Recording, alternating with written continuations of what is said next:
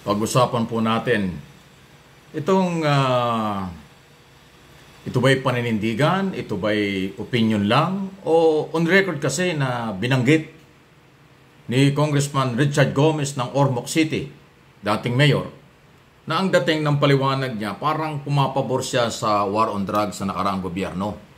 At may binanggit pa nga siya doon na parang bakit pa yung mga pulis inadidiin, tapos si Espinosa na siyang testigo ng Quad Committee parang mas mahaba ang ibinigay ng mga oras.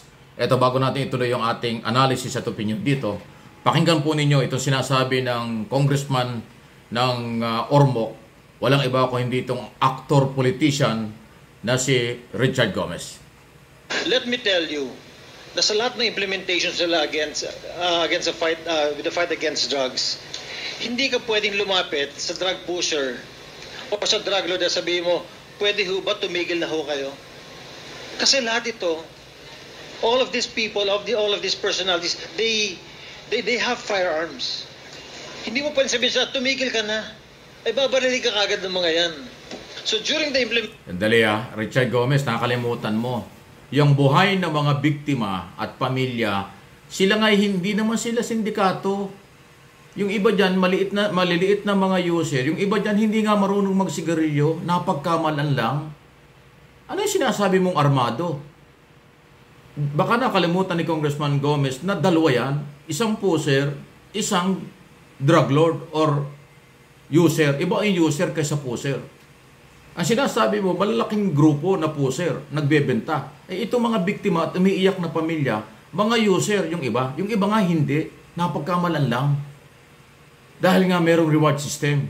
Ito naman Richard Gomez, parang iba yata. Ituloy natin. Implementation na nanguhuli sila at hinaharang nila to, nagkakaputukan talaga, and that is really true. Sad na may namamatay. Sad pati yung polis na sasama. Pero inuutusan yung polis eh. Trabaho nila, Mr. Chair, pag sinabi na ng higher up sila, gawin nyo ito. They will do what they are told. And that's the reason na marami namatay, both from the... Ganon? Ay, sabi ni Garma, ang utos sa kanila, itumba, tukhang, dahil may reward. Di ba Richard Gomez yan ang sinasabi? May reward. Kaya ang ginagawa nila ay pumatay nga, dahil nga kasi may reward money. Ano yung sinasabi mo? Sige, tuloy natin. Pakinggan natin ito sinasabi nitong mama. Billion, both from the police, pati na rin yung mga drug personalities. Now, Mr. Chair, in our conversations, ayan nakita nyo? Sandali at nag-commercial lang. Di ba ang linaw? Ang linaw na sinasabi niya na parang pumapabor dun sa sinasabi niya may kaugnayan sa pagkada nag-operate, normal lang na magkaroon ng putukan kasi may mga baril. Hindi nga po mga big time itong nag-casualties eh. Di ba? Ay nako, sige pakinggan natin ulit. I'd like to bring up, Mr. Chair. First, when Mr. Kerwin Espinosa said na lahat ng sinabi niya sa Senate hindi totoo, that is an institution that we also have to protect. What if he will go into another investigation and he will say that everything he said here is not real, is not true? So, ano yung pinangahawakan natin lahat in both institutions of the Senate and the House? And second, sinasabi ni Richard Gomez, kung nagsinungaling daw si Espinosa sa Senado, ano daw ang magiging basyak kung baka hindi rin nagsisinungaling dito sa House? Di ba napaliwanag na nga po ni Kerwin Espinosa, Congressman Gomez, ang sabi niya, inutusan lang siya, kaya siya nagdamay ng kung sino-sino, pati si dating Senador Laila de Lima, na may kinalaman sa drugs, dahil tinakot daw sila. Ang tinukoy nga si Senador Bato, di ba yun ang sinasabi? Na kung hindi niya gagawin na pinapagawa siya, baka nangyari sa kanyang ama na pinatay, baka madamay siya. Yun ang dahilan eh. Dito naman sa Kongreso, Quadcom hearing, wala namang nananakot dyan. Kaya lumalakas ang loob ng mga testigo na baligtarin at sabihin ang totoo kasi walang pananakot na nangyayari. Di ba? Pakinggan ulit natin si Richard Gomez. It was Colonel Marcos who was head of the CIDG in Leyte at that time during the killing of the father of Kerwin Espinosa. And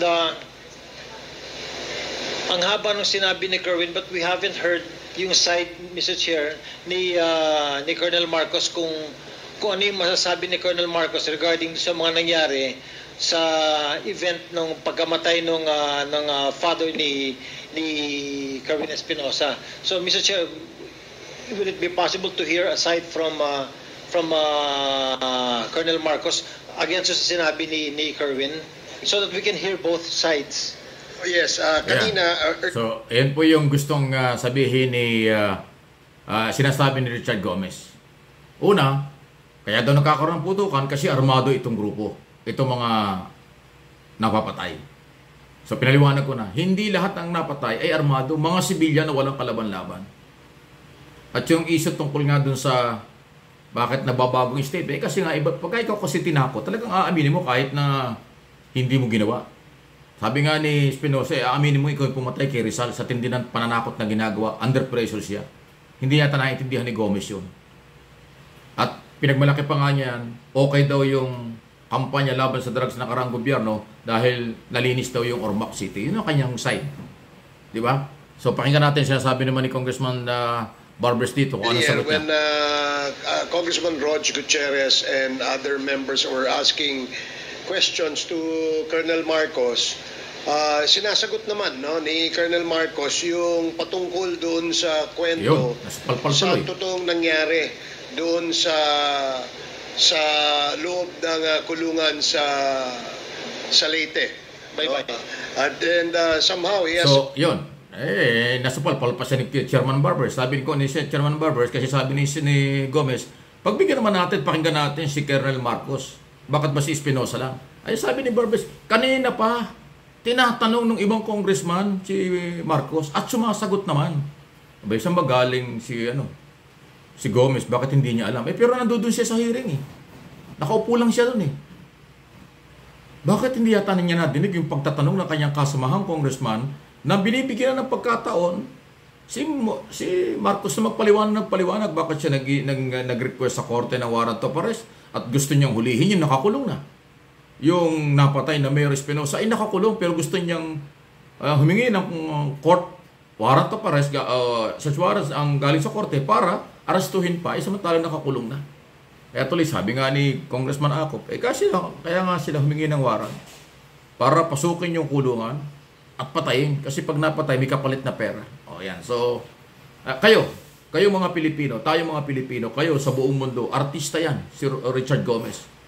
Congressman Gomez, dati na-interview kita, pero walang personalan ito. Bakit parang malayo yung mga paliwanag mo? Nahahalata ko tuloy na parang kumakampi ka dun sa madugong human rights violation na pinapalabas mo lahat ng nagkaroon ng encounter, lanlaban. Wala pong ganun. Di ba yung isa nga naguhugas ng pinggan para lang pumita? Yung isa nga kaya nakaupo lang, napagkamalan lang. Di ba? So walang armadong grupo na malalaki itong mga sibilyan. Hindi sila makakapanlaban dahil sibilyan. Wala silang armas. Bakit pinapalabas na si Richard Gomez kaya nakakaroon ng putukan? Armado itong grupong ito Mukhang kulang ka, Richard Gomez. Baka nasobrahan ka sa pagluluto. Anyway, si Gomez masarap magluto ito Lagi na sa kanya social media, luto ng luto Baka masyadong mahaba ang luto mo ang oras mo sa pagluto. Hindi mo nasusubaybayan ang totoong nangyayari. National, hindi lang sa Ormoc City. Pasintabi na Richard. Mukhang sa tingin ko at personal kong analysis dito sumablay ka dito sa iyong paliwanag. Kulang ka ng information, kulang ka sa interpretation, at ang masakit dito, parang kinakampihan mo pa. Paano yung nag-iiyakan na buhay ang pamilya at umiiyak at may simisigaw ng katarungan? Wala lang yon. Ganun ba? Nagtatanong lang, Congressman, baliwala ba sa'yo yung madugong karasan, 20,000 ang namatay? Dahil pinapalabas mo, kaya nagkaputukan dahil armado itong mga ito. Wala nga pambili ng pagkain Paano ka bibili ng armas? Kau naman. Please like, subscribe, and follow dun sa hindi pa. Pakishare po inyo. Dahil sabi ko sa inyo, walang persona lang. Kaya lang nangyayari ganito. Actor, politician ito Diba? Kilalang kilala yan, Richard Gomez. Pero anong tingin niyo sa kanya mga paliwanag at mga sagot at paninindigan sa isyong ito?